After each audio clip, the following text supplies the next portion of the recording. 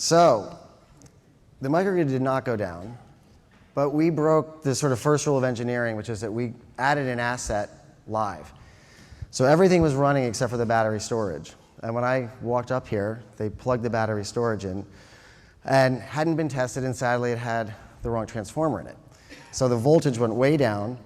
The diesel gen was cranking away trying to keep up with it, but what it did is it sent not the cleanest power into this room, which is why it knocked out just these screens, which were very sensitive. So lesson here, don't add something live.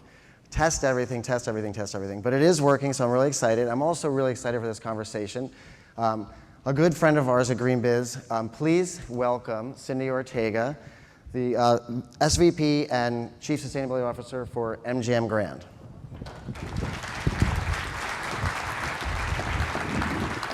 Can I talk first? Can I talk first? Yeah, go ahead. All right. Who would have liked to have been Eric this morning when the power went off? Okay. Is there anything scarier than giving a talk and then having that happen? So I think he deserves a big round of applause because he was just awesome. Thank you. That's very kind. That's very kind. Okay, we're going to get right into it, but first I want them to get a little bit of an idea of where you came from. You're certainly not the typical CSO in that you've got a CFO background. So talk a little bit of how you got to where you are. Well, you know, I've worked for MGM for a couple of decades, and for me, I'm your typical corporate person. I am all about building a big company and building it in a way that is more powerful than our competitors. And so the green route was never on my horizon. Right. I worked up through some pretty interesting jobs. I was a CFO of 8 of our small companies. And we were building the city center, which is a global accomplishment in the area of green. And I wasn't on the project, but I had some attorneys and architects coming and saying, look, you guys are underestimating the level of effort to build a 18 million square foot LEED Gold certified facility. Which is the largest in the world. It is. It's a really significant accomplishment. We have 6 LEED Gold certifications on that mixed use development. But I started looking around at it, and it started to attract me from a business perspective. I thought it was really something that MGM could do and do really well if we were deliberate and thoughtful about it. And so I proposed it to the company, and they established a corporate division, and I've headed it up for the last 7 or 8 years. City Center, if you haven't been there, by the way, it's the most un-Vegas experience. It's really extraordinary, and it was really visionary. I mean, that also the timing on that was a little tricky. How is that doing now? It's doing really great. I mean, we opened into the worst recession. You know, people from Hawaii here, and oh, by the way, you know, people in Hawaii are really big Vegas customers. Some people call Las Vegas the 9th island there.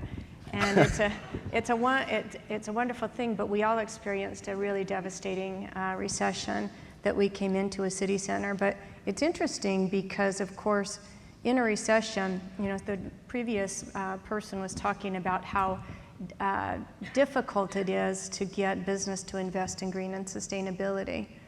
But actually, when you're in a recession and you're moving forward and you're looking at the way you're operating, the first thing you do is become more efficient. And that's really what sustainability is. Right. And talk about, I mean, you're so far out ahead of what I would just describe as the rest of tourism in general. There are some great exceptions to that. But between City Center, between the largest rooftop solar install in the US, what's driving that for MGM? What's at the core of that? You know, the company is really serious about sustainability. And we're serious about global warming, and we're serious about natural resources. And it starts at the CEO level in our company. And with my history in being a CFO is no accident at MGM, because the way that we structure our investment in our facilities in energy and water is actually through me. And so I own a capital budget, and the facilities, we invest in large-scale programs to make the facilities more efficient.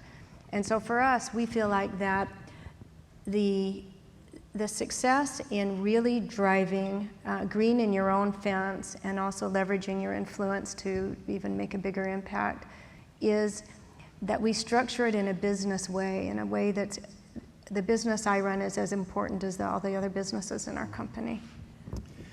So this is going to be a two-part. We're going to pivot slightly away from sustainability into utilities, and you guys have been pretty far out in front. So the first phase is to get I remember when I first met you, you were trying to make the Mandalay Bay project work. And I think it was 3 years later. So talk quickly about what the frustrations and challenges and how did you eventually make that work? I mean, I think at the root of the problem in Nevada, we had a situation where the utility controlled regs that are needed to make a project economic. And we looked at 4 or 5 different kinds of projects. We looked at gigantic tilting arrays on golf courses. We looked at various rooftop arrays on garages and so on. And it was really difficult for us to make the economics work. And so with MGM, we don't do anything as a demonstration. But we had guts and we persevered. And we did it by figuring out a lease model with NRG Solar that, with another combination of business transactions, made it economic for our shareholders. What the really bigger story is beyond the array, and the array is about 25 acres, it's 8.5 megawatts. We also invested in combined heat and power. We have a 8.5 megawatt combined heat and power plant at City Center that all of the hot water there is produced through waste heat. But the bigger story, I think, for MGM is about how we don't let obstacles stop us. And it's very difficult, as you all know, to maneuver regulatory frameworks because there's a thing called regulatory lag. And so technology and desire to get things done may be here, but often the regulators are hampered by regulations that haven't reached where the time really is. And in Nevada, we've had that often, and we've had numerous obstacles. Our most recent foray in Nevada is that MGM today received its decision and final decision from the Public Utilities Commission to become a full market customer for electricity. And we will be the first large customer in Nevada to follow a law and start taking unbundled service. And so that is another example of MGM really investing in the effort it takes to overcome very large regulatory hurdles. Yeah, so just to make sure everybody gets this, you are the largest energy consumer in Nevada. What is your bill roughly? So our energy bill is roughly $85 million a year in Las Vegas. Our footprint in Las Vegas is about 75,000 homes. We have 15 resorts in Las Vegas, which is a big benefit because the density of our operations provide us a lot of opportunity to do things that more disparate operations may not be able to do. For us, the solar array and the combined heat and power is really a resiliency play. It's about being able to mitigate the dependence on the internal grid in case of an outage or in case of a big problem that might happen in Las Vegas. So the largest customer of Nevada Power says we're no longer a customer. And you are spending $86.9 million exit fee to not be a customer. Yeah, the way that the framework works in Nevada is that it was a deregulation framework that was put into place about 10 years ago or 15 years ago because Nevada was in a constrained load grid and we didn't have at a peak time the ability to bring enough power in. And so the regulators put a regulatory framework together to stimulate building in Nevada. So there were I know I have an energy group here, so I can be a little bit technical. There are 2 things that we had to demonstrate in order to be able to go to a deregulated purchasing. One was that we were buying all new electric resource, which is actually pretty difficult. Well, there's three actually. We have to do all new electric resource. We have to meet the portfolio standard, which in Nevada is pretty aggressive, is 20%. And then we had to ensure that no remaining customers nor our utility NV Energy could be harmed by our departure.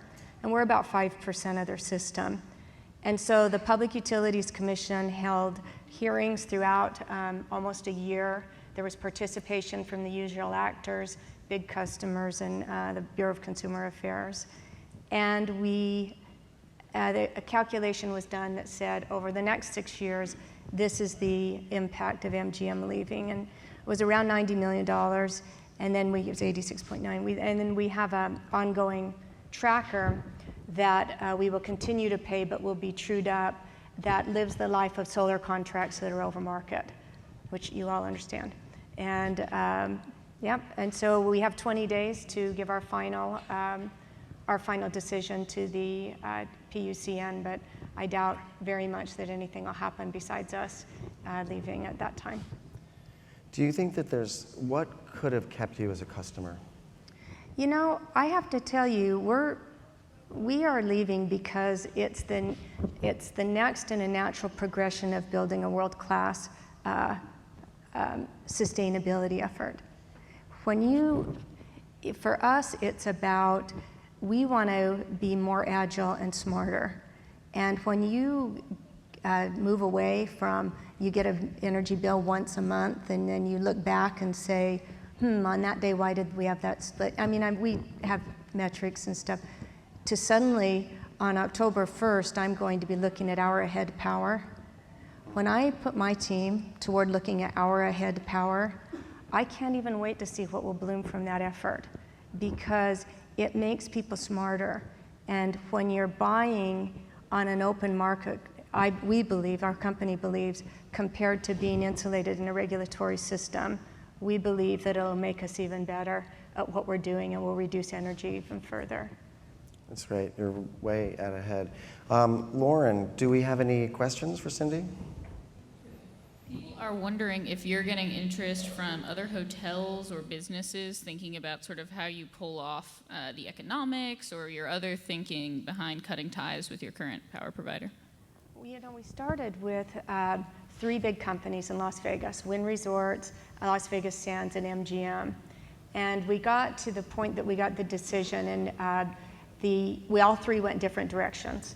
The Wynn Resorts went to district court and filed a reconsideration motion. The Sands decided to look at changing regulatory strategy in Nevada. Our legislature only meets every other year, so that's a long play. And MGM just kept going as hard as we could go. It was really a difficult process.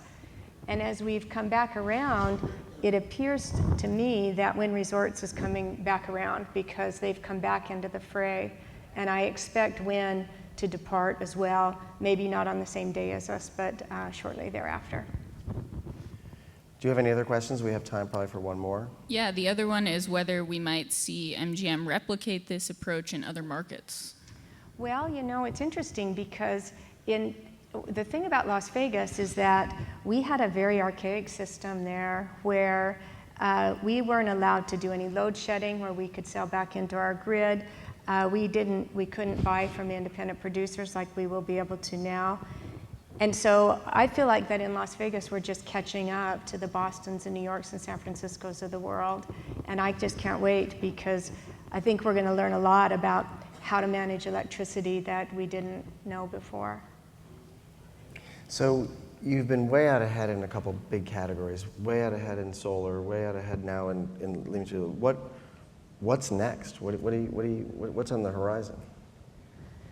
Well, you know, you look at a sustainability in a large organization, and it goes through this cycle of first you figure out all the implications around it and if it's a good thing for your company or for your organization. Then you spend a lot of time trying to reduce your own environmental impact through things like conservation programs or education programs and so on. And then you get to that 3rd evolution, and the 3rd evolution is about innovation. And the evolved state of sustainability in organization is innovation.